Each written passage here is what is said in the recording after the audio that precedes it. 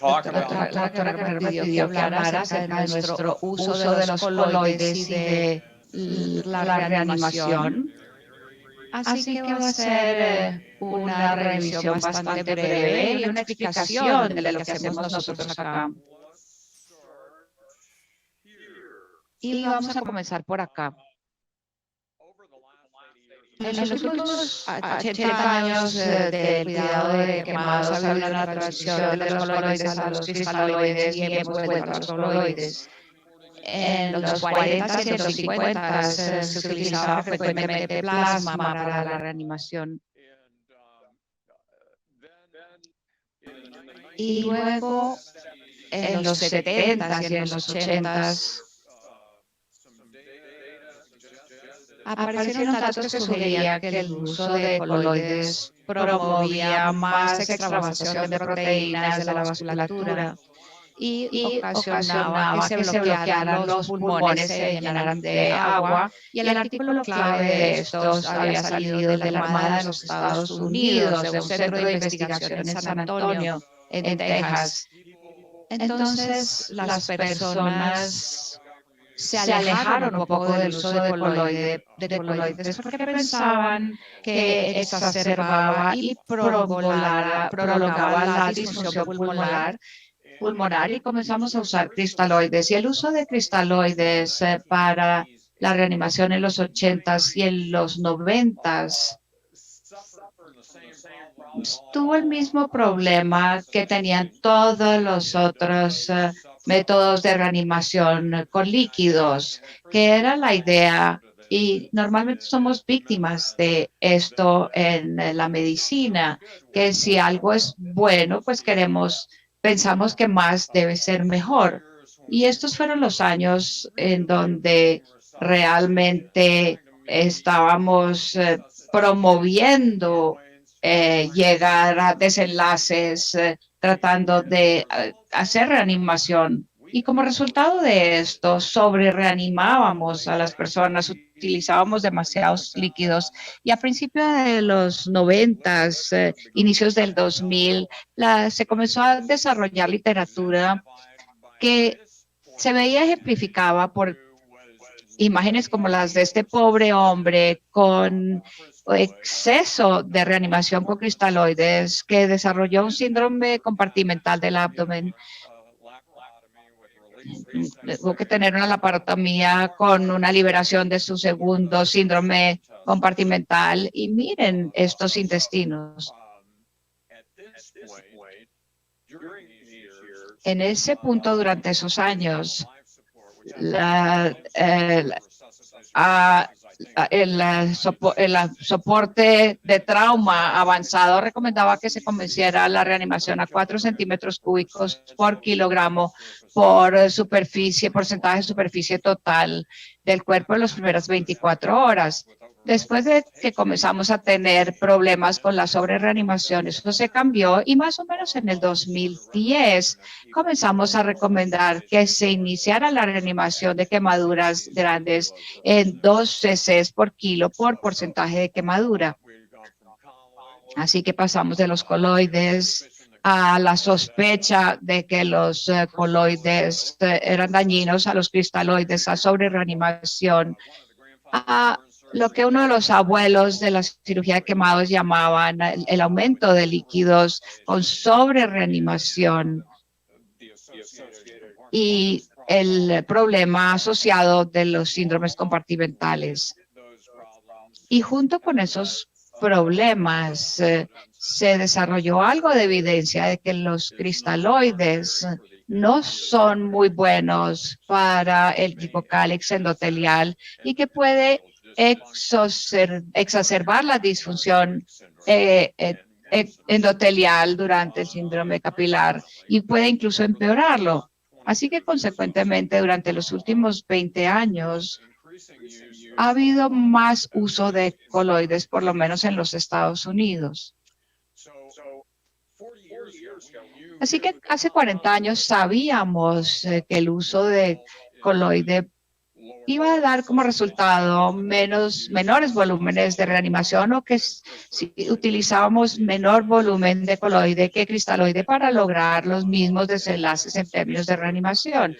Y aunque este artículo es un artículo reciente, de hace 6 años apenas, el único estudio prospectivo controlado que pudieron encontrar comparando coloide versus cristaloide eran antiguos, se hacían a finales de los 70 y a principios de los 80, que mostraban, como estoy indicando aquí con el mouse,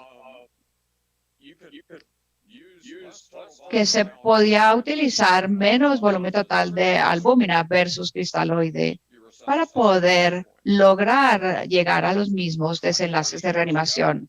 Hace 20 años, más datos, y estos son apenas representativos. Estos autores mostraron que se puede, de hecho, reanimar con menos volumen, utilizando 5% de albúmina, y su desenlace primario era la presión intraabdominal. Y recuerden que estamos en el 2005, es más o menos hacia el final de tener que hacer laparotomías frecuentes en pacientes quemados para síndrome secundario compartimental, pero tenían presiones abdominales pico, por supuesto, estaban recibiendo menos líquidos. En 2016, Jeff Sapple, que solía ser el jefe de quemados en la Universidad de Utah, publicó una monografía en donde describía su desarrollo de un uso de rescate de albúmina cuando el cristaloide está excediendo la cantidad que ellos querían administrar.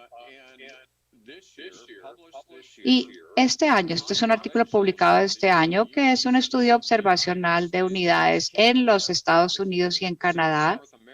Dice Norteamérica, pero no creo que haya centros de quemadura mexicanos incluido acá. Y este fue un estudio no intervencional, observacional, que incluyó 21 centros de quemados. El nuestro fue uno de los que participó. Y entre los participantes hay un uso amplio de coloides. Y seguramente el uso más frecuente es a manera de rescate cuando la cantidad de reanimación de líquidos que se están dando excede o comienza a acercarse al doble del mínimo de lo que uno esperaría. Así que en lugar de 2 centímetros cúbicos por kilo por área total de quemadura en 24 horas, se está acercando 1 a 4.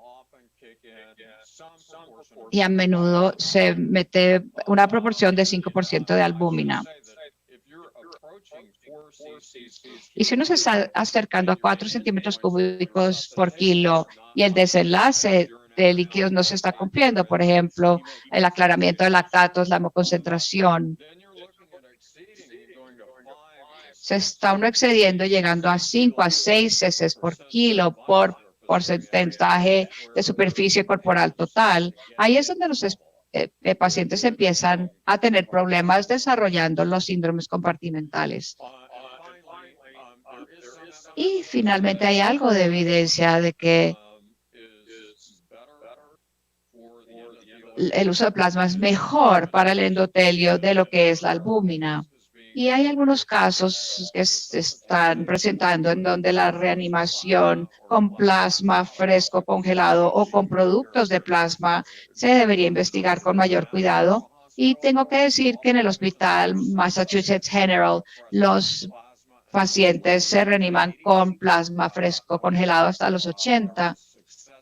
Cuando hubo una demanda exitosa contra esta institución presentada por alguien que desarrolló hepatitis C y VIH por el uso de este plasma en la reanimación, pero el plasma es más seguro aquí, así que ¿qué hacemos? Para reanimación aguda, pues sí, utilizamos coloide. Lo utilizamos para quemaduras muy grandes para niños y para adultos mayores y comenzamos de inmediato para esa población. En otros casos, las personas jóvenes donde la reanimación esperamos que sea bastante simple, bastante directa, lo utilizaríamos como rescate. Si no estamos cumpliendo con los desenlaces esperados en las primeras pocas horas.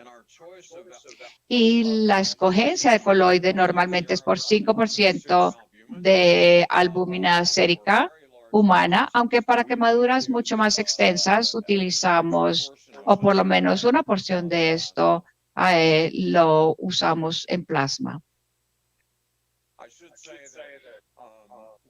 Y debo decir que cuando nosotros hacemos nuestras reanimaciones tenemos una hoja de cálculo, un Excel, y como pueden ver en esta parte de acá, simplemente colocamos el peso del paciente y el porcentaje de superficie corporal total y luego nos indica cuáles volúmenes deberíamos tener para 2 cc por porcentaje, 2,5, 3.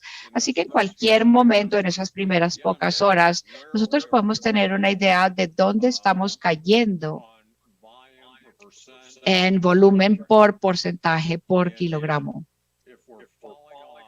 Y si nos estamos alejando, sabemos que tenemos que hacer algo al respecto si estamos excediendo nuestros cálculos iniciales.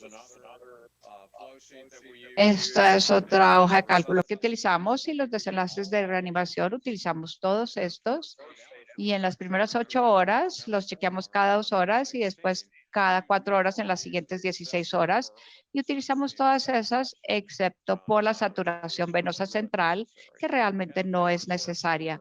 Y por supuesto el gasto urinario, que normalmente es uno de los desenlaces primarios, pero queremos saber que las demás sí vayan en la dirección correcta también. Utilizamos coloides desde el principio, entonces, y varía desde un cuarto del volumen total a la mitad del volumen total, dependiendo del tamaño de la quemadura.